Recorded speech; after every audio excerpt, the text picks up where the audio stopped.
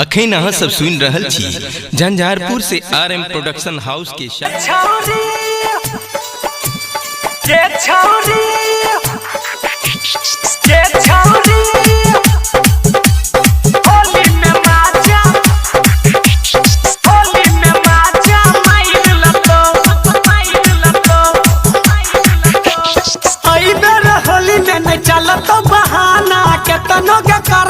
छोरिया drama lehenga choli fight जतो हे गई लहंगा चोली फाइट जतो गे छौरी होली में माजा मार लतो गे छौरी होली में माजा मार लतो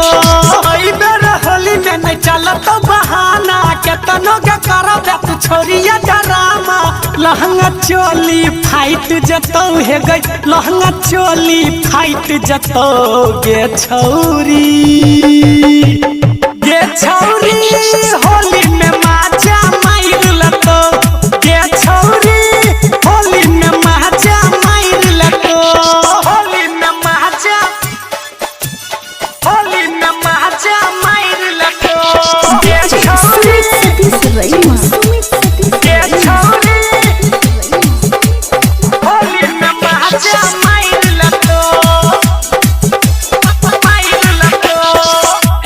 हटबे दूर जे भगबे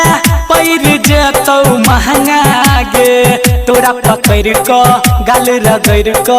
रंग देतौ लहंगा गे एना जे हटबे दूर जे भगबे पैर जेतौ महंगा गे तोरा पकड़ क गाल रगड़ क रंग देतौ लहंगा गे चढ़ल जवानी झाइर दतो हे गई चढ़ल जवानी झाइर दतो गे छौरी होली में माजा मार लतो गे छौरी होली में माजा मार लतो होली में माजा मार लतो गे छौरी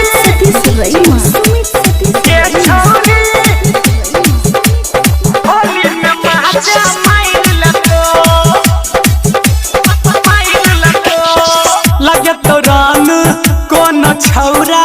तू नहीं ओकरा में सती है गे राइटर कमलेश बाबा मुकेश के मोट पिचकारी तू चटी है गे लगे तो रंग कौन छौरा तू नहीं ओकरा में सती है गे बलराम बिहारी परबिन के मट पिचकारी तू चटी है घन श्याम चोली फायर देतो हे गई भुइया में छौरी बजाइर देतो गे छौरी होली